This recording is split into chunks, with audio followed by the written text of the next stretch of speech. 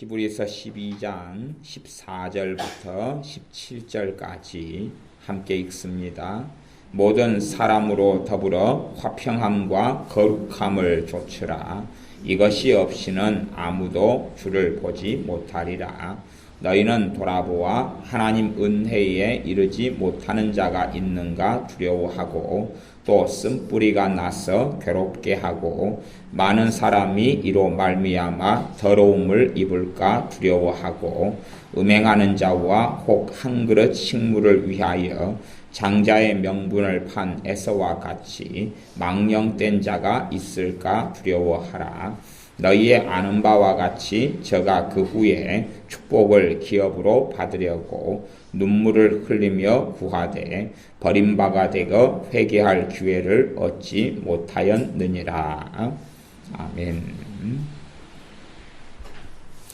모든 사람으로 더불어 화평함과 거룩함을 좇으라.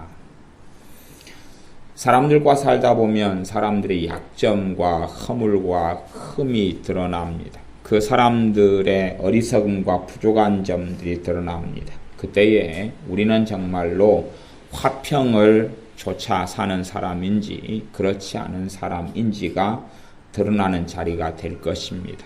어떤 이들의 허물이 드러나고 그들의 부족함과 문제가 드러날 때에 내가 화평을 좇아 사는 사람이라면 나는 그 허물을 주님의 사랑으로 덮어주는 길을 걸어가게 될 것입니다. 이번에 제 개인적으로는 갑자기 제 사촌 형이 심장마비로 돌아가셔서 오늘까지 장례식을 치르고 그렇게 돌아왔습니다. 갑자기 그냥 갑자기 아무 증상도 없고 병도 없다가 그러다 갑자기 주무시다가 그냥 돌아가셨습니다. 감사하게 신앙생활을 몇 년 시작하면서 그래도 신실하게 잘 믿었다 그럽니다. 또 40 몇 살 돼서 늦게 결혼해가지고 애도 이제 6살, 3살이고 이렇게 어려요. 그렇게 하는 가운데 이제 돌아가셨는데 그런 여정을 지켜보면서 많은 것들을 생각해 보게 됩니다. 다 한 번 왔다가 가는 인생이기 때문에 과연 내가 주님 앞에 서 있는가 하는 것을 살펴보아야 하는 것은 마땅한 일이 될 것입니다. 이제 그걸 넘어서서 용서의 문제를 제가 이 지난주 수요일부터 말씀을 계속 4번을 전해 왔었습니다. 이번 같은 경우에도 사실은 용서의 문제가 가족들 속에서 그대로 도사리고 있는 것들이 있었습니다. 물론 저야 이제 저희 사촌 간의 가족의 문제이기 때문에 제 직접적인 어떤 가족은 아니기 때문에 그렇지만 제가 오랜 세월 동안 어떤 문제, 어떤 용서의 문제를 살펴보고 있는 것이 있습니다. 그러니까 어떤 이라고 말해서 좀 그렇지만은 사실은 어떤 그 가족 가운데 한 분은 목사님이신데 그분은 원한과 증오심에 미움에 사로잡혀서 장례식에도 가족인데도 참여하지도 않고 그랬습니다. 사실은 실제로는 돌아가신 분하고 그 목사님의 관계를 따지면 그 목사님이 잘못이 커요. 그 목사님 잘못이 훨씬 커요. 돌아가신 분 잘못은 조금 있다면 그게 제가 보는 객관적인 입장입니다. 저도 사실은 그 목사님에게 당한 것이 많거든.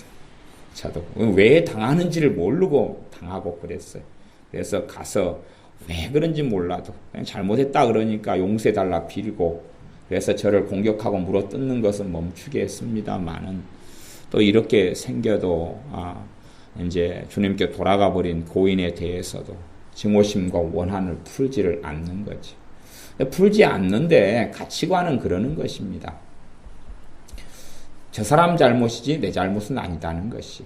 저 사람은 마땅히 잘못된 사람이고 나는 옳은 사람이라는 것이. 그러기 때문에 그러는 것이.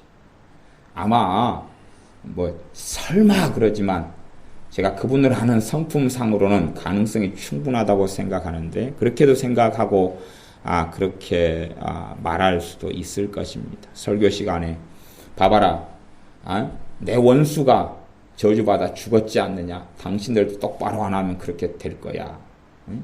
그렇게 할 가능성이 있지 않나 생각합니다. 근데 제가 보기에는 사실은 돌아가신 제 사촌형 같은 경우는 참 사람이 정도 많고, 또 정말 성령 충만한 삶을 살지 않았더라도 사람이 다 신실하게 그래도 잘 살았다는 증거는 그거였습니다. 장례식에 보니까 친구들이 많이 왔어. 정말 통곡하고 많이 울더라고. 젊은 나이에 그렇게 갔으니까 많이 통곡하고 울더라고. 그러면 사실은 잘 산 거예요. 나를 위해 울어줄 사람이 많다. 그러면 잘 산 거죠. 물론 이제 호상이다 그래서 나이가 드셔가지고 돌아가시게 된 경우는 뭐 괜찮지만 젊은 나이에, 물론 뭐 제 선친보다는 오래 사셨지요. 제 선친이 딱 올해 제 나이 때 돌아가셨습니다. 그렇기 때문에 많이 그래도 산 게 되지만은 지금으로서는 젊은 나이죠. 정말 젊은 나이입니다. 그렇게 이제 인생을 마감하고 큰 사업을 벌여놓다가 마무리 짓지도 못하고 그렇게 삶을 마감하고, 그래서 이제 사업적인 문제나 여러 문제들이 사실은 있어요.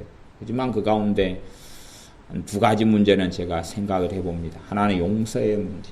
근데 사람들은요, 용서하지 않으면서 어떤 마음을 품기 때문에 용서하지 않냐 그러면요, 내가 의로우니까 그래. 내가 의로우니까. 어떤 문제만 생기면 사람들은요, 자기 문제는 작게 만들고 상대방 문제는 크게 만들어요. 자신은 점점점 선하게 만들려는 경향이 있어요. 말하자면 내 발에 박힌 가시 하나가 상대방 발에 박힌 못보다 아프다 그 말이지요.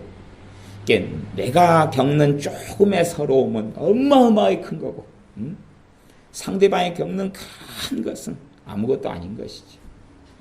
내가 겪는 마음의 상처가 조금 많은 것은 어마어마하게 큰 거고, 상대방은 악인이고 나쁜 놈이고 썩을 놈이고 죽일 놈이고, 그리고 악인이고 죄인이고 지옥에 가야 되고, 나는 어마어마한 잘못을 해도 그 잘못이 쬐깐하니까 돌고 도니까 이렇게만 큰 잘못을 해가지고 돌고 돌아가지고 또 만하게 되는 거예요. 그러니까 나는 의롭고 나는 선하고 나는 착하고 나는 거룩하고 나는 바르고, 우리들은 다 이기적이기 때문에 그럽니다. 내 잘못은 최대한 축소해가지고 좋게 만들고 완화시키고, 남의 잘못은 어마어마하게 뻥튀기 해서 크게 만들어서, 그래서 관계 속에서 사람들 관계 속에 문제가 생기면 저 사람 잘못은 어마어마하게 크게 만들어서 죽일 놈이고 지옥에 가야 되고 저주를 받아야 되고 하나님의 재앙이 임해야 되고, 내 잘못은 어마어마하게 작으니까 나는 하나님 보시기에 아름답고 의롭고 선하다. 뭐 봉사 같은 것, 교회 안에서 하나님을 섬기는 것도 그래요. 내가 하는 기도 막 어떨 때 어쩌다가 정말 필이 받아가지고 3시간 막 뜨겁게 기도했어. 그 기억이 아롱아롱해요. 그러니 내 어려운 문제, 내 환난이 생기면 나는 정말로 많이 기도한 사람이거든. 그 3시간 기억이 머릿속에 있어서 내가 이렇게 많이 기도하고 살았는데 하나님은 내 삶에 이럴 수가 있느냐. 자기의 어떤 기도 생활은 그냥 조금 있어도 어마어마하게 많이 키우고, 자신이 하나님을 섬긴 봉사가 조금 있어도 어마어마하게 키워가지고, 그래서 내 것은 굉장히 크게 만들고 상대방의 것은 아주 축소하고 작게 만들고 있어요. 그래서 뭐 유감스럽게 그 목사님 같은 경우는 그 장례식에 전혀 참석하지 않았습니다. 그분은 친척이 아니라 가족이다 그랬습니다. 저는 친척이고 입장이 다르지요. 그렇게 달라요. 그분의 목회의 삶 가운데 뭐 어떻게 살아가실런지, 또 저도 개인적으로 사실은 제가 그분을 우리 교회 부교육자로 제가 모시고 있다가 그런 경우였어요. 저도 치인 게 많지요. 그래서 제가 그냥 머리털을 쥐어 뽑아버리고 싶었어요. 내가 왜 그분을 부교육자를 모시다가 고생을 내가 했는가. 그래서 이 원한을 짊어지니까 그것을 풀지 않는 것이, 풀지 않아요. 사람들이 이기적이니까 누구 잘못이? 내 잘못이 아니라 상대방 잘못이다는 거예요.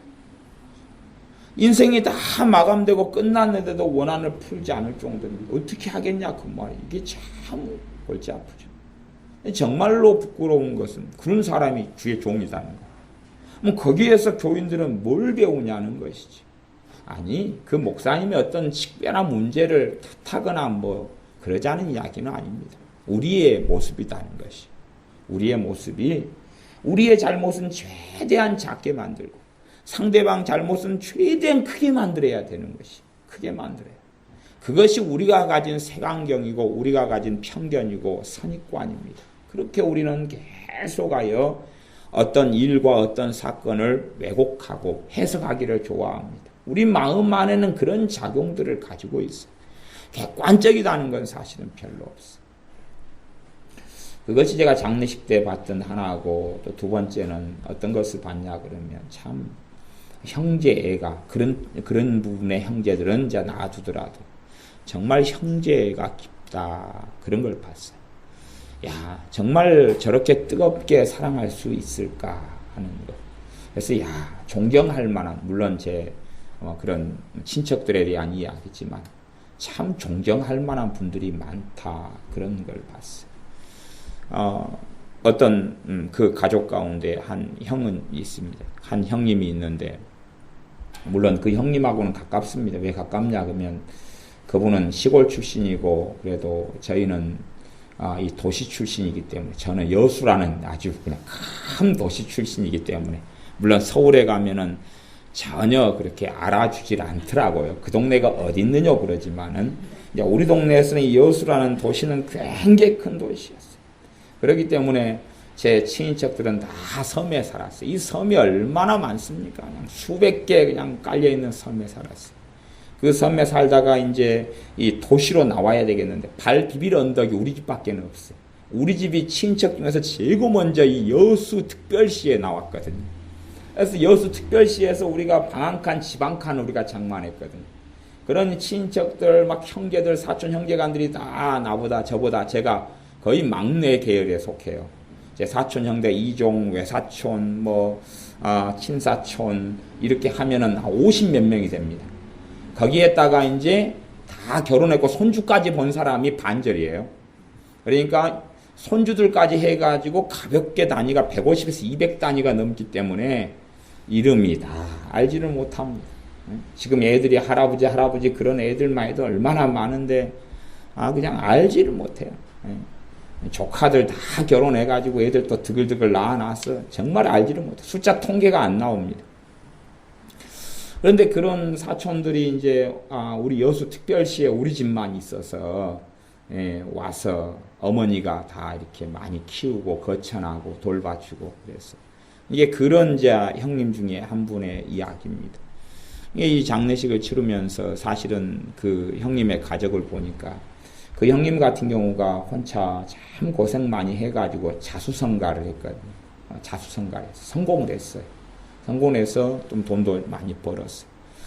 근데 이분의 삶을 보면 이제 신앙을 떠나서 그냥 인간적으로 이분의 삶을 보면 형제 하나를 성공시키기 위해서 돈을 쏟아붓고 사랑을 쏟아붓고 하나를 살려놓고 또 다른 형제를 살리기 위해서 돈을 쏟아붓고 시간을 쏟아붓고 지금 이번에 죽은 형 같은 경우도 그 형님이 이 형을 살리려고 그렇게 많이 사업을 하면 또 도와주고 쏟아붓고 그렇게 해서 이제 자리가 잡혔어. 그런데 이제 이렇게 인생을 마감하게 됐어. 그러니까 이제 그쪽 집안이 아마 여자 형제만 그게 이제 형수죠. 형수로서 형수 가족이 여자만 5인가 6인가 있더라고요. 그러니까 그쪽도 또 정이 많은 사람들이니까 동서지간에 동서애가 많더라. 이번에 동서지간이 여행 갔다가 갑자기 그냥 사고도 아니고 그냥 자다가 웃으면서 돌아가셨어. 웃으면서. 그러니까 사람이 딱 보니까 웃고 있는데 돌아가셨어. 자다가. 동서지간 여행 갔다가. 그러니까 동서들이 너무 마음이 아파가지고 당신 죽는데 우리는 어떻게 몰랐냐고. 막 한이 돼가지고 막 동서들이 통곡을 막 하더라고. 얼마나 정이 많은지. 근데 이제 그 동서들에게 그 형님이 하는 이야기를 들었어요. 무슨 이야기를 하냐 그러면은 이복 애들 내가 내 동생 모같이까지 하겠네. 내가 동생 모같이까지 할 테니까. 그리고 이제 막 이야기를 하고 손을 잡더라고. 또 사실은 뭐 이렇게 사업을 굉장히 많이 벌려놓고 또 돌아가신 입장에서 이 형님이 다시 그 자기 사업도 크게 벌려놨는데 다시 그 사업까지 재수 씨를 도와가지고 일을 다 맡아가지고 하려고 그래요. 그래서 다시금 그 많은 빚이나 많은 사업 벌려놓은 것을 처리하려고 지금 또 발버둥을 쳐요. 그 모습을 볼 때, 야, 정말로 존경할 만한 사람이다. 정말로 그 자기 한 명, 형제를 한 명 세우기 위해서 그렇게 해가지고 세운 형제들이 여러 명이 있거든요. 기도로 세우고. 그러니까 이번에 돌아가신 형 같은 경우도 이 형이나 형수가 정말 그렇게 사랑하고 사랑해서 그래서 자신의 가정과 삶을 세워주었기 때문에 예수를 믿었어. 그러니까 형이나 형수님이 다닌 교회 신앙생활을 하고 혹시 주일날 빠지게 되면 형수님께 꼭 보고를 드리고 그렇게 했어. 왜냐하면 참 믿음의 본을 잘 보였기 때문에 그래요. 제가 장례식을 치르면서 야, 나는 저런 가족에, 나는 저런 최소한에 자기의 친족을 돌아보지 아니하는 자는 불신자보다 악한 자니라 그랬는데 저런 가족애를 정말 가질 수 있을까? 최소한 더 넓게 떠나서 자신의 형제들이라도 살리기 위해서 그렇게 시간을 투자하고 노력을 투자하고 이제 그 또 형님, 형수님 같은 경우도 권사님이시고 기도 생활을 많이 하시지만 정말로 교회에서 봉사도 많이 하시지만 여기저기 애들을 많이 키우셔요.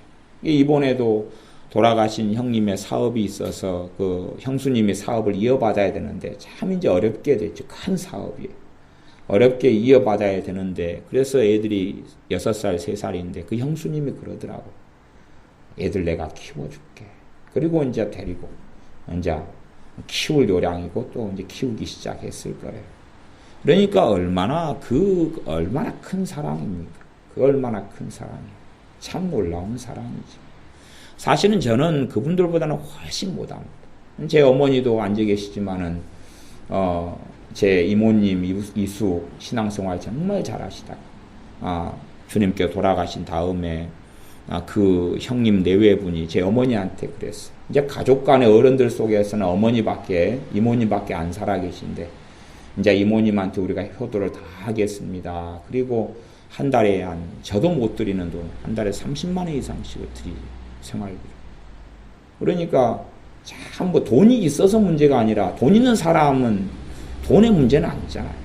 사랑의 문제이지. 이게 제가 볼 때 자식보다 훨씬 낫다. 어떻게 그래서 믿음을 떠나서라도 인간적으로라도 저렇게 사랑하면서 살 수 있겠느냐. 장래 가운데 그런 크게 2가지를 생각해 보았어. 용서하는 삶을 어디까지 정말로 믿는 사람이 살아가면서 사랑하면서 용서와 사랑이죠. 결국은 용서와 사랑. 용서하면서 또 사랑하면서 얼마나 살 것이냐. 어떻게 끌어안아 가지고 사람들을 살리는데 쓰임받다가 주님을 만날 것이냐. 정말 많은 사람들을 더 사랑하다가 주님을 만날 것이냐. 아니면 미워하고 개인주의에 빠져서 나만 알고 살다가 마칠 것이냐. 그럴 것이냐. 아니면 예수님의 사람으로서 빛과 소금이 되어져서 예수님의 사랑을 증거하고 허물을 덮어주고 그렇게 살다가 말 것이냐. 그래서 우리는 우리의 잘못과 허물은 작게 만들고 다른 사람의 잘못과 문제는 막 크게 만들어요. 하지만 정말 용서가 쉬우려면 내 자신을 돌아보면 용서는 쉬워집니다. 내 허물을 돌아보면 용서는 쉬워져요. 내 허물이 작다고 적다고 아주 보잘것없다고 덮어버리니까 용서가 어려워. 내가 의인이 되면 용서가 어렵죠. 얼마나 내가 거룩한 사람인가, 내가 얼마나 사랑을 많이 했는가, 내가 얼마나 섬겼는가, 내가 얼마나 어떻게 했는가, 그렇게 생각하면 상대방 잘못은 아주 큰 용서가 얼마나 어렵겠습니까? 그러나 내가 얼마나 부족하고 허물이 많은가, 내 자신을 돌아보는 사람, 이런 나를 주님께서 사랑해 주셨다. 육적으로 인간적으로라도 사실은 우리 허물지고 부족한 우리를 사랑해주는 또 다른 사람들이 있잖아요. 우리를 사랑해주는 부모가 있고 형제가 있고 그 사랑을 우리는 또 받고 살았어요. 받고 살았어요. 사랑이 꼭 내리사랑이라 그런 말처럼 사랑을 위로부터 받았으니 옆으로도 아래로도 줄 수가 있는 거예요. 사랑을 받으려고만 살면 아직도 철부지가 되어서 살아가는 것이죠. 윈윈. 서로 간에 너가 하나 먹고 내가 하나 먹고 그런 삶은 사업에서는 가능해도 예수를 믿는 믿음의 여정에서는 합당하지 않다. 그런 말이에요. 돌아오지 않을 것이라도 내가 베풀어주고 섬겨주고 사랑해주고 돌아오지 않는 메아리가 된다 할지라도 사랑해주고 섬겨주고 누가 인정하실 때까지요? 전능하신 하나님께서 인정하실 때까지 너희가 옳다 인정함을 받은 후에 주께서 생명의 면류관을 주신다 하고 말씀하셨어요. 정말로 하나님이 내 사랑하는 삶을 보고 옳다 인정하실려냐 하는 것입니다. 내가 개인적으로 생각할 때 그런 것이 아닙니다. 로마서 강의가 이제 거의 마무리되었습니다. 참 석 달 기간 동안에 로마서 강의를 쭉 해왔는데 그 가운데 이제 마지막 말씀 중에 하나는 그것입니다. 너희에게 거치는 걸 두는 사람들, 또한 너희가 받은 교훈들, 그러한 말씀들을 지키지 않고 행하지 않는 사람들, 또 분란과 분쟁을 일으키는 사람들을 떠나라 하는 마지막 로마서 16장의 메시지가 있었습니다. 그런 것처럼 사람들은 분쟁을 일으키길 좋아합니다. 분쟁을 일으키길 좋아해요. 분쟁은 쉽습니다. 분쟁을 어떻게 일으키냐 그러면 그 잘못된 가르침, 미혹하는 사람들의 것을 쉽게 받아들일 수 있는 방법이 있어요. 어떤 가르침은요, 듣기만 들어도 내가 의로워지거든요. 진실로 그렇다는 이야기는 아닙니다. 그건 거짓말인데 어떤 걸 듣기만 들으면 내 자기 의로움이 아주 높아져요. 듣기만 들으면 나는 거룩한 사람이 되고 듣기만 들으면 나는 주님을 아는 사람이 되는 그런 가르침들이 있어요. 예를 들어 신사도 운동이 있다. 저는 신사도 운동은 당연히 반대합니다. 물론 이단으로 보지는 않습니다. 하지만 반대합니다. 그의 많은 것들에 동의하지는 않습니다. 그러나 모든 것에 반대하지는 않습니다. 전반적으로 반대합니다. 그리고 저는 신사도 운동하는 사람들 알지도 못하고요. 전에 어떤 분이 저한테 신사도 운동가다로 공격하신 적도 있더라고요. 뭐 때문에? 뭐 때문에요? 그랬더니 누가 그러더라? 하이디 베이커 목사님 설교를 카페에 올렸지 않느냐? 하이디 베이커 목사님 신사도로 분류됩니다. 아니 존경할 만한 분의 설교로 하나 올렸다고 당신도 신사도라 그래서 신사라고 봐주는 거 감사합니다만 도자가 붙은 것은 좀 봐보세요. 그러면 신사도에 대한 어떤 가르침이 있다. 신사도를 정죄하는 가르침이 있다. 그럼 그걸 들으면서 신사도는 정죄받아 마땅해. 신사도는 다 악인이고 죄인들이고 사입이고 이단이야. 그런 가르침이 있다고 가정해 보세요. 그럼 가만 듣고 있으니까 결국은 나는 신사도요 아니에요? 신사도라는 게 뭔지 몰라도 됩니다. 근데 나는 신사도가 아니에요. 아니니까 나는 가만히 있어도 계급이 높아지죠. 아니 나는 신사도에 대한 정죄하는 설교를 들었어요. 나는 신사도가 아니에요. 나는 얼마나 거룩한가. 옛날부터 좀 사실은 못돼먹은 것입니다만은 사도 신경을 공격하는 사람들이 있어요. 교회사를 제대로 모르고 잘못된 가르침을 들으면서 사도 신경의 성도의 교통이 로마 카톨릭적이네. 아니면은 별것이 또 거룩한 공예를 믿는다는 것이 로마 카톨릭적이네. 그런 이야기를 하면서 사도 신경을 하는 교회는 잘못됐어. 신앙 고백은 로마 카톨릭에서 나온 것이야. 등등해서. 그 가르침을 들으니까 간단해요. 사도 신경을 애우는 교회는 다 잘못된 교회죠. 그걸 받아들인 사람. 사도신경을 외우는 교회는 잘못된 교회죠. 자기는 그러면 사도신경만 안 외우면 어떻게 되겠어요? 거룩해지죠. 높아지고 거룩해지죠. 나는 사도신경 안 외워. 나는 성경에 있는 주기도문만 외워. 성경에 없는 사도신경을 왜 하냐? 성경에요. 좌변기 없어요. 사용하지 말아야죠. 성경에 강대상 있어요? 없어요? 없지요. 사용하지 말아야 되죠. 성경에 신디사이즈 있어요? 없어요? 쓰지 말아야 되죠. 성경이 그대로 우리가 보는 복음성과 찬송가 있어요? 없지요. 시편 것으로만 정확하게 100% 돼 있는 것만 써야죠. 왜 성경이 없는 걸 써요? 응? 이상한 논리를 가지고 있는 사람이 많아요. 그래서 이제 사도신경은 정죄해를 해요. 그러면 나는 안 하면 되잖아요. 난 가만히 있어도 계급이 높아지고 거룩해져가. 이 미혹하는 가르침들은 그래요. 가만히 있으면 거룩해져가요. 가만히 있으면 별것 안 해도 돼요. 그러니까 이 히브리서 12장 14절에 보면 모든 사람으로 더불어 화평함과 거룩함을 좇으라. 조차 따라가고 그 길을 걸어가는 것은 쉬워요, 어려워요? 어려워요. 어렵습니다. 거룩함을 좇아가는 건 어려워요. 화평함을 좇는 게 쉬워요, 어려워요? 어려워요. 화평을 좇는 것, 사이좋게 지내는 것. 그러려면 전제되는 게 하나 있거든요. 내 자존심 꺾어야 되거든요. 내 자존심 꺾고 내가 먼저 손 내밀어야 되거든요. 저 사람 잘못 80%, 내 잘못 20%. 아니, 내 잘못이 80%여도 손 내밀기 쉬워요, 어려워요? 어렵죠. 내 잘못이 80%고 저 사람 잘못 20%여도 내가 잘못했어요, 손 내밀기 솔직히 어렵잖아요. 어렵잖아요.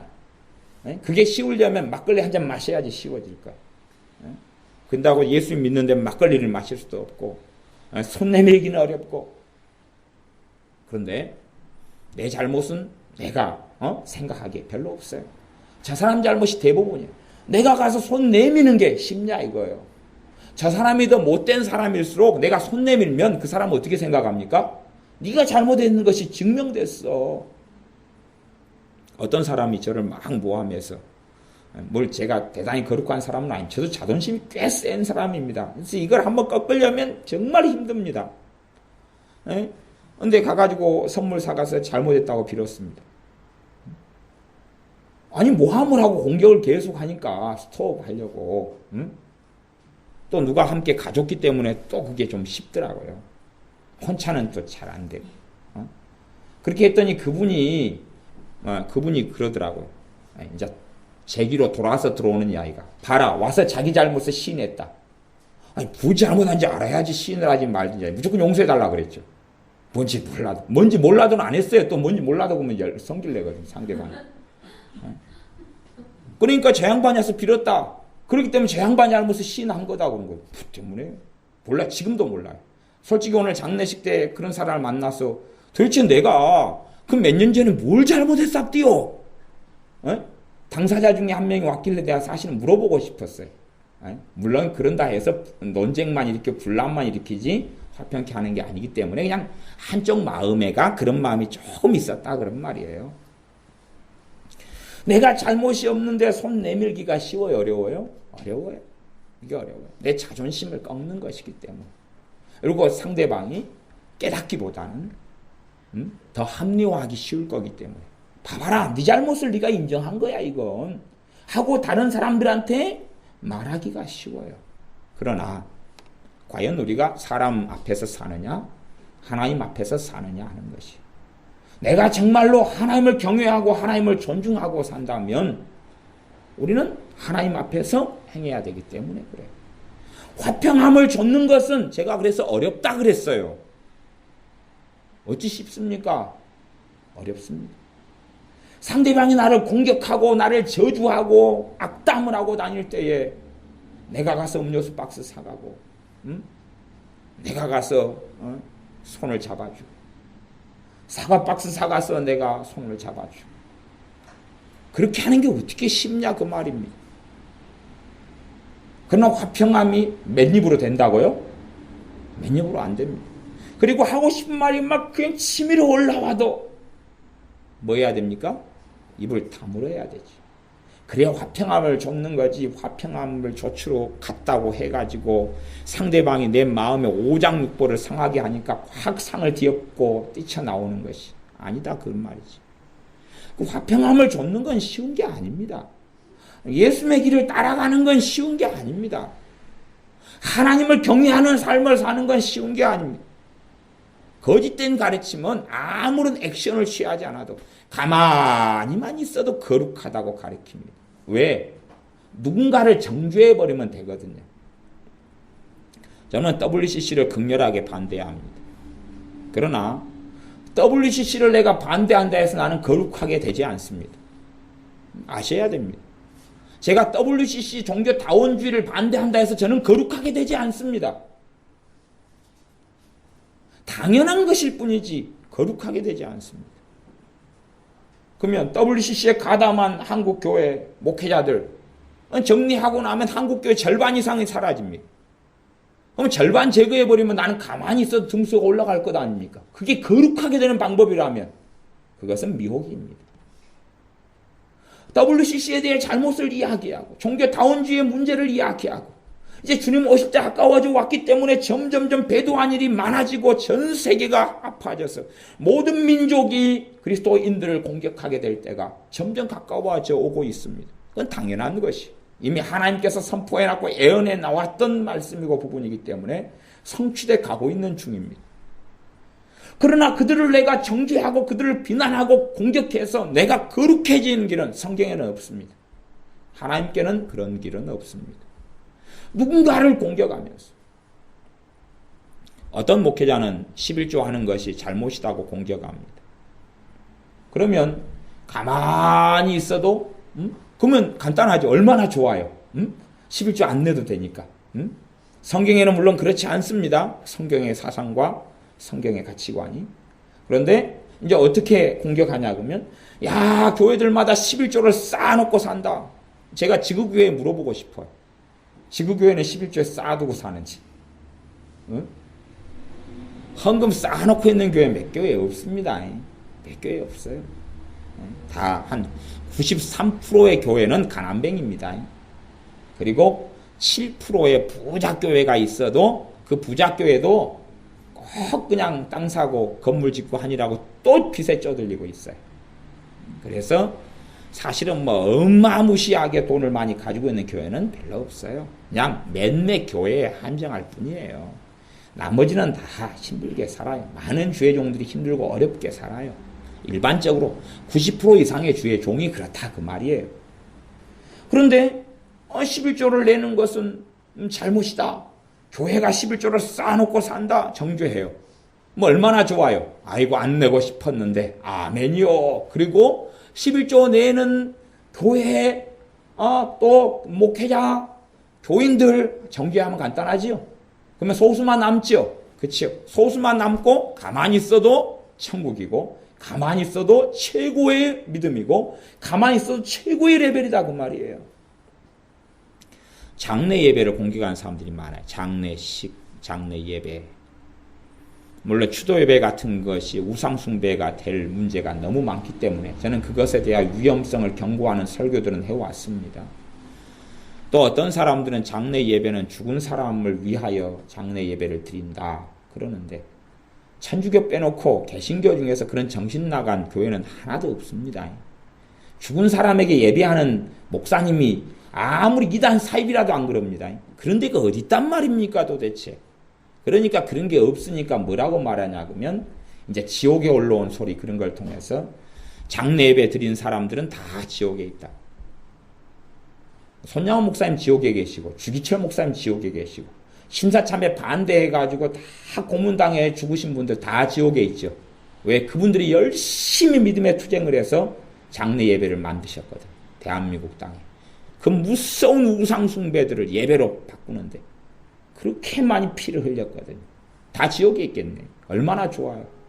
장례 예배 드리면 다 지옥에 있다. 가만히 있어도 나는 안 하면 되잖아요. 아무런 액션을 취하지 않으면 나는 어떻게 돼요? 거룩해지죠. 그런 가르침들이 점점점 팽배하고 있어요. 뭘 일으키네요? 분쟁을 일으키고 분란을 일으키죠. 그래서 파당을 나누게 만들죠. 어떤 사람은 그렇게 공격하더라고요. 뭐 성경에서 당 짓지 말라 그랬다. 당은 파당을 이야기합니다. 파당을 이야기해요. 파당을 짓지 말라 그랬다. 근데 왜 교회가 당회를 만들어서 당을 짓느냐? 그러니까 이제 우리 교회는 당회를 안 만든다. 그리고 공격을 했어요. 그러면 당회가 있는 교회들은 전부 다 마귀 자식이고 지옥 자식이고 잘못된 사람들이죠. 그러면 나는 거룩하죠. 이제 가만히 듣고만 있어도 거룩하잖아요. 설교 듣는 평신도들 성도님들이 당회 만들 일이 없잖아요. 교회가 만들지. 그리고 작은 교회가 당회에 있을 일이 없잖아요. 우리 교회도 당회가 없어요. 장로님이 아직 안 계시니까. 그러면 당회를 만든 교회는 전부 다 이제 잘못됐잖아요. 가만히 있어도 거룩해지지요. 그런 가르침들이 사실은 당을 짓는 것이다 그 말이에요. 당회를 만들어 당을 짓는 게 아니고요. 분란을 일으켜서 누구파 그리고 나누어 버리는 것입니다. 그런 가르침들이 미혹하는 가르침들이에요. 듣고만 있어도 거룩해지고 듣고만 있어도 정말로 막 대단해지고 가르침들이 그런 가르침들이 많아요. 나로 하여금 액션을 취하지 않고 십자가의 길을 걷지 않고 허물을 덮어주는 사랑의 길을 걷지 않고 듣고만 있어도 나는 의로워지고 듣고만 있어도 경건해지는 것 같고 듣고만 있어도 엘리트 신자가 되는 가르침들. 그건 사입이고 거짓말입니다. 그건 미혹입니다. 미혹. 그것으로 로마서 16장의 마무리 하나 앞에 있는 말씀이었습니다. 그래서 사도 바울이 로마서를 마감할 때에 그런 사람들에게서 떠나라. 그리고 심각한 사랑의 경고를 했던 것을 로마 16장에서는 볼 수 있습니다. 그것처럼 사람들은 화평함을 줬기보다는 무엇을 원합니까? 분열을 원해요. 분열을 시켜야지 내 편이 나눠지거든요. 내 편이 나타나요. 분열을 시켜야지 네 편이냐 내 편이냐. 분열을 시켜야지 내 몫을 챙길 수가 있어. 분열을 사람들은 원해요. 나를 추종하는 사람들을 만들기 위해서는 뭔가의 가르침을 통해 분열을 일으켜요. 그래서 다툼과 싸움을 일으키죠. 참된 가르침은 어떤 가르침을 듣는 것만으로 거룩하게 만들지 않습니다. 단지 말씀을 듣는 것만으로 거룩하게 만들지 않습니다. 그래서 야고보서 말씀에 너희는 듣기만 하고 자기를 속이는 자가 되지 말라 그랬습니다. 듣기만 한다고 거룩하게 되는 가르침. 듣기만 해서 나는 자부심이 생기고 나는 의로운 것 같고 나는 선한 것 같고 나는 바른 것 같고 나는 깨끗한 것 같고 그런 것. 이단에 대하여 광고하고 알리고 이단에 대하여 경계하는 일은 참 중요한 일입니다. 그러나 거꾸로 또한 그것이 위험성 중에 하나는 뭐냐 하면 이단에 대해서 정죄하고 다니면서 이단을 정죄하면서 나는 이단 아니니까 가만히 있어도 거룩해지는 거지. 나는 이단 아니니까 신천지 아니니까 여호와의 증인 아니니까 몰몬교 아니니까 아니면 뭐 로마 가톨릭 천주교 아니니까 나는 JMS 정명석 아니니까 통일교 아니니까 나는 안식교 아니니까 구원파 아니니까 나는 가만히 있어도 거룩해지는 거지. 우리는 거룩해 정통 교리를 가졌어. 정통 신앙을 가졌어. 얼마나 위험한 것입니다. 그런 것을 통하여 쓴뿌리를 만들어내서는 안 되는 것입니다. 이게 어떤 사람이 사도신경에 대해 잘못됐다 듣고 받아들인 다음에 이제 교회 안에서 만나는 사람마다 이야기하는 거예요. 그 교회는 사도신경을 하는 교회입니다. 사도신경 잘못됐어. 하지마. 예배 드릴 때 하지마. 하지 마라고 한다는 이야기는 사도신경은 잘못됐다. 죄다 하는 게. 그러면 이제 하지 마라고 그래. 교회 안에 무엇을 일으키죠? 분열을 일으키죠. 솔직히요. 대한민국에서요. 자신은 진리를 안다라고 주장하지만 상식적으로 이야기했을 때 목회자들이 최고 가방끈이 깁니다. 목회자들이 최고 가방끈이 깁니다. 가방끈이 긴다는 이야기는 기본 대학원 출신이에요. 대학원은 나와야지 목사 안수를 받아요. 가방끈이 최고 길어요. 아무리 덜 떨어졌더라도 그런 사도신경의 역사성이나 이 의미나 이런 건 다 기본으로 공부하거든요. 그런 다음에 사도신경을 하는 것이에요. 니케아 공의회부터 뭐 그렇게 로마 카톨릭 형성되기 전에 사도신경은 만들어졌어요. 그게 상식적인 거예요. 그러니까 성경에 전혀 오류가 없고 문제가 없다는 것을 그냥 알아요, 상식적으로. 그러니까 하는 것이지, 자기들은 뻔히 보는 것을 목회자가 못 본다고 생각하면 얼마나 교만하고 오만방자한 것이. 얄라구지한 어떤 정보 하나 들은 다음에 교회 안에 사도신경은 잘못된 거야, 그걸 하지 마. 주일 예배 드릴 때 목사님이 하라 그래도 그건 하면 안 돼. 성경에 있는 주기도문만 외우면 돼. 교회를 계속 이간질하고 분열을 시키죠. 분열을 시켜. 그런 분열이 쓴뿌리를 만들어서 더러움을 입게 만든다 하는 것입니다. 그런 것이 이제 사실은 마지막 때에 많이 교회 안에 벌어지는 더러움이기도 합니다. 그래서 15절을 보면, 히브리서 12장 15절을 보면, 너희는 돌아보아 하나님 은혜에 이르지 못하는 자가 있는가 두려워하고. 어떤 사람들은 어디에 이르지를 못해버립니까? 하나님 은혜에 이르지 못해버립니다. 하나님 은혜의 가장 근원적인 은혜는 구원입니다. 그 구원에 이르지 못해버리는 자가 있는가 두려워하고, 또 쓴뿌리가 나서 괴롭게 하고, 많은 사람이 이로 말미암아 더러움을 입을까 두려워하라. 많은 사람은 어디 있냐 그러면 교회에 있습니다. 교회 믿는 사람들 안에서 쓴뿌리가 나가지고 이제 사람들을 괴롭게 합니다. 쓴뿌리가 나서 사람들을 더럽게 만듭니다. 더러워지죠. 뭘 일으키니까? 분열을 일으키니까. 내가 믿는 사람 가운데 두 집사님이 둘이가 속상하고 마음 상한 사람이 있었어요. 한 사람은 속상해도 그냥 탁 덮어버리고 입을 탁 다물고, 한 사람은 속상하니까 이리 전화하고 저리 전화하고 저리 전화해가지고 내가 이렇게 속상하다고 막 해요. 속상하다고 할 때 그 양반이 하는 이야기는 뭐겠어요? 속상하게 한 사람이 죄인이겠어요? 자기가 죄인이겠어요? 저쪽 사람이 죄인으로 이야기하겠죠. 그 다음에 이제 그 이야기를 들으면서 우리는 결정해야 돼요. 누구 편이 될 것인가? 전화한 집사님 편이 될 것인가? 그분하고 싸운 다른 집사님 편이 될 것인가? 그것이 바로 파당을 나누는 것이거든요. 그 이야기를 들을 때 선택하게 되어져요. 물론 대부분의 파당의 선택은 전학은 그 집사님 편이 됩니다. 왜? 당사자하고, 이쪽 당사자하고 먼저 대화를 했고 통화를 했기 때문에 그렇게 됩니다. 그렇게 해서 더러워지기 시작해요. 아, 저 집사님이 어떤 줄 알아? 저 집사님이 이런 말을 통해서 내게 했어. 어떤 사람이요, 상투적으로 무슨 말을 썼냐 그러면요, 그 사람이 쓰는 상투적인 말은 그런 말입니다. 어떤 사람을 공격할 때, 마음에 안 들 때에 어떤 말을 쓰냐 그러면요, 차마 입에 담을 수 없는 말을 했어. 그게 상투어입니다. 차마 입에 담을 수 없는 말을 저 사람이 했어. 그러니까 이제 상상력이 좋은 사람들은 도대체 어떤 말을 했길래 이분이 이런 말을 할 정도인가? 사실 아무 말을 안 했어요. 근데 그 사람을 공격하는 상투어가, 이 양반이 누구를 타겟으로 삼으면 한 사람만 2년간을 삶아 먹어버려요.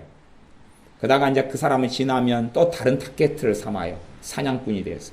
또 한 1년을 막 그 사람을 씹어요.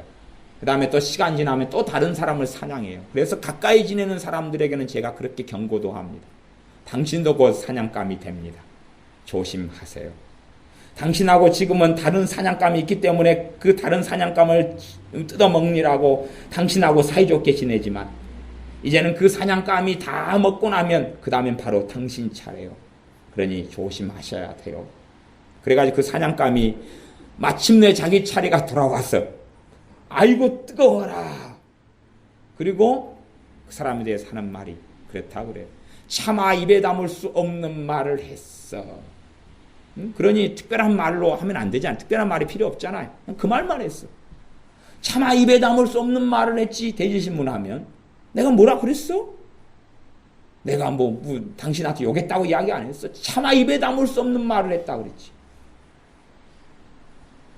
그렇게 공격을 한 레파토리를 가지고 있는 어떤 사람도 있더라고요. 그런 것처럼 내가 어떤 속상하고 마음 상한 걸 누군가에게 이야기하면 듣는 사람은 결정해야 돼. 누구 편이 될 것이냐. 누구 편이 될 것이냐. 그잖아요. 누구 편이 될 것이냐. 그렇게 해서 결국은 더러워지기 시작하는 것이. 많은 사람들이 이로 말미암아 많은 사람들이 더러움을 입을까 두려워해라. 우리의 삶 속에 우리의 문제를 작게 만들기보다는 주님 앞에서 우리의 문제를 돌아보는 지혜를 가지는 사람들이 되어야 됩니다. 내 자신의 허물을 돌아보고 내 자신의 문제를 돌아보면 다른 사람을 용서하기는 쉬워집니다. 내 자신의 허물과 문제를 돌아보는 사람은 다른 사람을 용서하기 쉬워져. 다른 사람을 용서하기 쉬워지는 사람은 하나님의 용서를 누리기가 너무 쉬워져요. 착각 속에서 나는 용서받았네가 아니라 성령 하나님께서 내 안에서 너가 용서받았네라고 확증해 주셔요. 내 자신을 돌아보는 사람은, 내 허물을 돌아보는 사람은, 그래서 많은 엄마들이 그래도 감사하게 자녀가 공부를 못해도 그래도 다 사랑하더라고요. 왜 그러냐 그러고 봤더니 자기도 공부를 못해가지고 엄마는 옛날에 20점 맞았 너는 30점 맞았어. 엄마보다 잘한다 딸아. 그런 엄마는 자기를 잘 돌아보는 엄마지. 잘 돌아보니까 더 잘 돌아보면 그렇게 말해야 되죠. 엄마는 못했지만 너는 잘해야지. 응? 그래야지 엄마보다 훨씬 나은 신랑을 만난다. 근데 그걸 남편이 듣다가 열받는 거예요. 그래서 남편이 또 더러워지죠. 마음. 나 엄마는 이렇게 공부를 못해서 그런 남편을 만났지만 나는 공부를 더 잘하면 더 좋은 남편을 만날 거예요. 큰일이 날 이야기가. 남편 안 듣는데 해서 위험합니다. 그 듣고 있는 딸이 적군일지 몰라요. 간첩일지 몰라요. 엄마 이런 이야기를, 아빠 이런 이야기를 엄마가 합디다 그러면 어떻게 될 거예요? 그러니까 우리 안에 상한 마음들을 뱉어내는 것이 아니라 마음이 상할 때에 나 자신을 하나님 앞에서 돌아보면, 내 자신을 돌아보면, 그러면 내게는 겸손함이 찾아옵니다. 겸손함이 찾아와요. 사람을 용서하는 것은 쉬워집니다. 용서하는 것이 쉬워져. 내 허물을 돌아보면 돼요. 내가 얼마나 하나님 앞에 죄인이었는지, 내가 얼마나 또한 지금 죄를 짓고 살아가는지, 내가 얼마나 하나님 앞에서 어리석은지, 내 때문에 왜 주님이 죽으셔야 됐는지, 내 허물과 부족함을 돌아보면, 그러면 다른 사람의 허물과 부족함을 용서하기 쉬워져요. 그 용서하기 쉬워질 때 성령님이 역사하셔서 내 허물을 덮어주시며 성령님께서 내 안에서 말씀하시기를 주님께서 너를 용서하셨다라고 말씀해요. 다른 사람에 대한 이 억울함과 증오를 품고 있는 사람은 사실은 자기 용서의 과정을 거치는 거예요. 자기 용서는요, 스스로 확신한다고 되는 게 아니에요. 주님, 내가 나를 용서합니다. 그런다고 되는 게 아니에요. 성령님께서 내 안에서 하나님의 용서를 받아들이도록 하나님의 용서를 확신시켜 주시는 게 있어야지 되는 거거든요. 그러나 다른 사람을 용서하지 못하는 사람은 성령님이 그렇게 역사를 안 해주셔요. 그냥 스스로 자기 용서라는 것은 정말 중요한 것입니다. 내가 나를 용서하는 것, 나아가서 주님의 용서를 내가 받아들이는 것, 너무나 중요해요. 용서를 안 받아들이면 하나님과 관계 속에 큰 장애물을 놔버려요. 용서를 안 받아들여요. 내가 이혼을 했어요. 주님의 용서를 받아들이지 않으면, 그러면 항상 주님 앞에 나아갔을 때에 거치는 것을 가지게 돼요. 내 어떤 심각한 실수와 허물과 죄가 있어요. 하나님의 용서를 내가 받아들이지 않으면 사실 그것이 내게 암초가 되어져서 아주 하나님께 나아가는데, 하나님의 은혜 속에 살아가는데 스스로 걸림돌을 놔버리고 말아요. 그러나 하나님의 나를 용서하시는 것, 주님께서 나를 용서하시는 것을 누리고 받아들이려면 성령 하나님께서 그렇게 역사해 주셔야 돼요. 그렇게 역사해, 진리가 진리되게 하시는 분은 성령 하나님이세요. 그런데 어떨 때요? 다른 사람의 용서에 대한 길을 걸을 때에 성령 하나님께서 역사해 주셔요. 그래서 참으로 주님께서는 나를 용서하신 것을 받아들일 수 있도록, 그래서 내가 용서를 받아들이고 나아가서 내가 나를 용서할 수 있도록 해주셔요. 내가 나를 용서한다는 것은요, 그것은 내가 나를 용납하고 끌어안는 것의 출발점이에요. 내가 나를 끌어안는 것. 내가 나를 끌어안는 것. 무슨 말인지 압니까? 내가 나를 끌어안는다는 것은 뭐냐 하면 나의 나된 것에 대하여 감사할 수 있는 사람인 거예요. 나의 나된 것에 대하여. 내가 여자로 태어난 것, 내가 이런 외모를 가진 것, 이런 키가 된 것, 그리고 이런 뭐 옆구리가 미어 터져 나온 것, 뭐 그런 것에 대하여서라 할지라도, 때로는 내가 아토피가 심한 그 체질을 지금 현재는 가지고 있는 것, 과거까지는, 미래까지는 그렇게 되지 않아야 되지만, 현재는 막 여름 되면 간지러워서 긁고, 사타구니를 긁고, 발 뒤에를 긁고, 뒤꿈치를 긁고, 막 이렇게 근지러워서, 막 어쩔 줄 모르는 이런 체질을 가지고 있어도, 나의 나된 것에 대하여 자족하고, 만족하고, 감사하고, 하나님을 찬양할 수 있는 사람이 되는 것. 그렇게 돼야지만이 사실은 하나님과 내 사이의 화평을 누리고 살 수 있어요. 내가 나에 대해서 마음에 안 들어요. 내가 나에 대해서 불만족해요. 물론 우리는 더 주님을 닮은 사람으로 변화돼야 됩니다. 그러나 최소한은 지금 내가 이 자리에 섰을 때까지 하나님이 주신 은혜가 있을 거 아니에요. 주님이 주신 사랑이 있을 거 아니에요. 그것 때문에 나를 만들어 오신 주님의 수고가 있을 거 아니에요. 그렇지요? 그러면 나는 주님을 이만큼 만든 주님을 부족한 부분도 많지만 나를 이만큼 은혜의 자리 속에 나를 이만큼 예수님 닮게 하고 사랑받게 한 주님에 대하여 나를 천대하거나 멸시하지 않는 주님에 대하여 찬양하고 감사하는 게 있어야 된다. 그런 말이에요. 나에 대해서 불만족을 품고 있으면 그러면 주님께서 나를 사랑하시고 구원하시는 건 의미가 없어질 거 아니에요. 내가 나의 나된 것에 대하여 불만족하고 감사하지 않으면 이제 주님께서 나를 다른 사람으로 만들어야 되는 것이 다른 존재로 무슨 존재가 되고 싶어요? 느티나무? 버드나무? 동네 똥강아지? 내가 참된 내가 되는 것을 그건 하나님을 가장 영화롭게 하는 것 중에 하나예요. 나의 나된 것에 대하여 하나님께 은혜입니다라고 찬양하고 감사할 수 있는 사람, 하나님을 기쁘시게 하는 사람이 됩니다.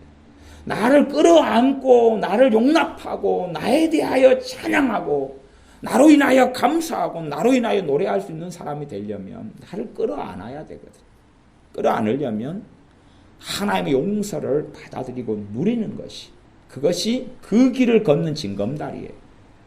그 길을 걷는 징검다리. 나를, 내 허물과 내 부족함을 용서하시는 주님을 만나고 용서하셨던 그 주님의 용서하시는 것을 받아들이는 것. 그러려면 내가 다른 사람을 용서해 갈 때에 성령님께서는 역사해 가시는 거예요. 내가 너를 용서했노라고. 다른 사람의 허물을 덮어갈 때에 다른 사람에 대해 쓴뿌리를 품기보다는 쓴뿌리를 잘라내버리는, 서운함을 잘라내버리고 마음 상하고 속상한 걸 잘라내버리고 제거해버릴 때, 그럴 때 성령님께서 우리 안에 역사하셔서 내가 너를 정말 사랑하고 있다고, 그냥 자화자찬의 문제가 아니라 성령님께서 우리 안에서 그 확증을 해주시면서 내가 너를 용서했다고, 내가 너를 받았다고 말씀하시는 것입니다. 그때에 우리는 우리 자신을 끌어안을 수 있고 그때에 참된 나로 살아갈 수 있고 주님께서는 나를 변화시킬 수 있는 것입니다. 많은 사람들이 헛개비로 살아갑니다. 헛개비라는 것은 나이기를 싫어해요. 내가 내 자신이기를 싫어해요. 자기 이름을 저주하고, 그 이름은 영원한 이름이 아닙니다. 잠깐 육체를 가진 그림자로 잠깐 안개처럼 살아갈 때 가지는 이름일 뿐이에요. 영원한 이름은 하나님의 나라에 가서 또 받게 되어야지. 내 이름이 김말자다. 김말자 여사님께는 죄송합니다만은 김말자다. 그래서 내 이름 때문에 나를 저주하는 게 아니에요. 내 이름이 나를 만드는 게 아니에요. 내 이름이 나를 만드는 게 아니에요. 내 이름 때문에 나를 싫어하고, 내 성별 때문에 나를 싫어하고, 내 외모 때문에 나를 싫어하고, 내 성격 때문에 나를 싫어하고, 내가 배움이 없기 때문에 나를 싫어하고, 내 IQ가 떨어지기 때문에 나를 싫어하고, 외모가 떨어지니까 나를 싫어하고. 사실은 그런 사람들이 하나님의 깊은 사랑을 어떻게 누리겠습니까? 헛개비로 산다는 거예요. 헛개비로. 나의 길을 포기하고 내가 나되기를 원치 않고 살아가요. 주님께서는 나를 중생하고 거듭나게 하시고 주님께서 나를 사랑하시는 것이 무슨 의미가 있느냐 하는 것이, 누리지를 못하는 것입니다. 헛개비가 돼서는 누릴 수 있는 게 별로 없습니다. 나의 나된 것에 대하여 감사하고 노래할 수 있어야 되는데, 그러려면 내가 나를 용서해야 돼. 내게 나를 변화시켜 주시는 성령님의 권능이 나타나려면 내가 참된 나일 때에 나를 변화시켜 주시는 하나님의 역사가 나타나요. 나를 그림자로 헛개비로 만들어 놓고, 오 주님, 저 헛개비를 변화시켜 주세요. 정말로 마음에 안 드는데 좀 변화 좀 시켜주세요. 변화시켜 주셔도 그래도 안 보기 싫래, 꼴 보기 싫래요. 그래가지고 어떻게 할 거예요 도대체? 그렇게 어떻게 될 거예요? 다이어트의 비밀을 하나 알려드릴게요. 물론 다이어트 전문가들이 제가 보기에 두 분이 계십니다만은 다이어트의 비밀을 가르쳐드릴게요. 비밀 중에 하나는 뭐냐 하면 간단해요. 성령님께서 역사해 주셔야 돼요. 예수님의 사람들이 걷는 길은 그 길 하나예요. 아십니까? 예수님의 사람들이 걷는 길은 그 길 하나예요. 그러면 성령님이 어떻게 역사해 주시느냐? 내가 나된 것에 대하여 감사하고 찬양하고 나를 수용하고 받아들일 때에 내 몸매를 아름답게 만들어 주시. 다이어트가 효리 깊게 하시고, 그지 뭐 고무줄 현상인가요? 뭐 돌아가는 거 있잖아요. 뭐 그렇게 고무줄인가요? 로이로? 요요. 요요. 저도 옛날 요요 좀 했었는데, 요요를 잘 못해가지고 친구들이 얻어서 좀 했는데 안 시켜주더라고요. 요요 그 현상에서 사실은 많은 부분에 자유로워져. 근데 내가 나를 불만족하기 때문에, 이 살은 빠져야 될 필요성 때문에 빼는 것하고 내 존재 자체를 만족하지 않기 때문에 살을 빼는 건 틀립니다. 내 존재 자체가 너무 싫어요. 내 외형 자체가 너무 싫어요. 사람의 본질은 외형입니까? 아니면 그의 영혼입니까? 그의 영혼이지요. 세상 사람의 가치관에 따라서 내 외모와 외형인 내 본질이라고 착각하는 사람들은 성령의 역사하심과 도우심이 나의 살 빼는 다이어트에 역사하시지 않는다는 이야기. 살은 빠질 수 있어요. 그러나 내 영혼은 빈곤해 가고 내 영혼은 아주 나약해져 갈 수밖에 없는 것입니다. 우리가 걷는 모든 길은 주님께서 함께 하셔야 돼요. 그것이 다이어트의 길이든 그게 살 찌우는 길이든지, 물론 하나님의 말씀대로 서로 공평하게 되시면 최고 좋습니다. 네 것을 내가 받고 내 것을 네가 받으면 최고 좋습니다. 우리도 아마 그러면 최고 좋을 것 아닙니까? 현민이는 많이 받고 인선이도 조금 받고 뭐 사모님도 좀 받아야 된가요? 받으면 안 된답니다. 안 받고 줄 사람은 주고 그러면 최고 공평하게 되어서 좋습니다. 그래서 하나님 말씀에는 줄 걸 주고 받을 걸 받으면 공평하게 되어서 아무 문제가 없다 그랬지. 내 존재 자체에 대해서 마음에 안 들어가지고 하면 성령님이 거기 역사 안 합니다. 나에 대해서 감사하고 노래하고 찬양하는 가운데, 주님께서 은혜를 이만큼 내게 주셨어요.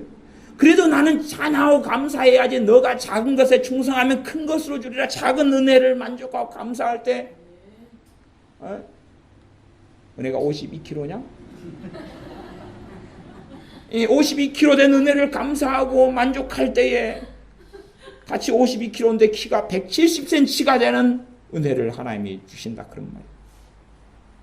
작은 은혜를 감사하고 하나님을 찬양할 때 더 큰 은혜를 주실 거 아니에요. 왜 내게 은혜를 주십니까? 나를 사랑하시기 때문에 은혜를 주시는 거 아니에요. 내가 쓸모없으면 뭐라고 은혜를 주세요? 여러분 대부분 방언기도 하시잖아요. 왜 방언 주셔요? 여러분을 사랑한다는 표시 아닙니까? 하나님이 쓸모없는, 돌멩이가 방언하는 거 봤어요? 물론 참새도 방언하고 전에 제가 성게도 방언한다고 그러는데 그건 농담입니다. 참새가 방언하는 거 봤어요? 참새도 사랑하시지만 우리하고는 급수가 다른 사랑입니다. 그러니까 걔네들은 방언 못합니다. 돼지가 방언하는 거 봤습니까? 내게 방언 은사 그 정말로 작은 것처럼 보인다 할지라도 그건 하나님의 사랑의 표시입니다. 내게 관심이 있으시기 때문에 내 기도에 들으시고 응답하시기 때문에 방언이라는 은사를 주시면서 하게 하시는 거죠. 의미를 다 깨닫지 못하고 알지 못해도 그분이 나를 사랑하시는 걸 내가 안 받아들이면 내 존재 자체는 어떻게 되겠느냐 하는 것입니다. 헛개비가 될 수밖에 없는 것입니다. 내가 나를 용서하고 용납하고 받아들인 건 너무 중요한데 그 징검다리가 나를 돌아보아서 다른 사람의 허물이 보일 때 나를 돌아보아서 다른 사람의 허물은 잠깐 동안 만나고 10년간 살았더라도 매일 함께 살붙이고 살지는 않잖아요. 저 사람과의 관계가 많이 생기지만 나는 내 몸뚱아리를 가지고 더 오래 살아왔잖아요. 그러니 사실은 저 사람 잘못이 어마어마하게 많은 것 같아도 내가 나란 존재를 가지고 살아온 나이만큼 나는 내 허물을 다 알고 있잖아요, 사실. 그죠? 저 사람과 관계 속에서 저 사람 잘못은 80, 내 잘못은 20이라고 주장하지만 하나님과 내 관계 속에서 나는 내 인생을 가지고 다 살아왔기 때문에 내 허물과 부족함이 100일하에 내 눈에는 양심이 있다면 다 드러나 있을 거 아니에요.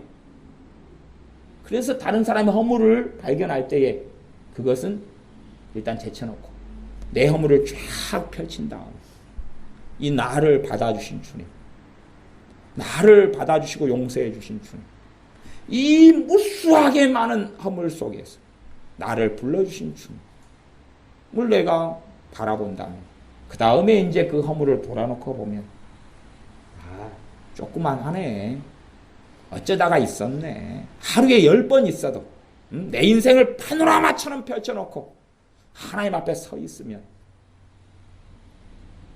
하나님께서 나를 불러주셨고 그분의 생명책에 이름을 기록해 주셨다는 것을 우리가 믿고 안다면 그러면 용서의 길은 쉬워지는 것이 내 자신의 파노라마처럼 펼쳐져 있는 주의 허물을 보지 못하기 때문에 나를 돌아보지 않기 때문에 용서는 어려운 것이 그러나 그렇게 하면 성령님께서 우리 안에 역사하셔서 하나님의 사랑을 받아들일 수 있도록 내 안에 아버지라 부르게 하시고 확신을 시켜주시고 확증을 해주셔서 나를 끌어안게 하시고 내가 은혜 받을 그 은혜의 자리에 거해서 내가 서 있는 자리 속에 내가 걷는 그 길 속에 하나님의 그 사랑 속에서 걷도록 해주십니다.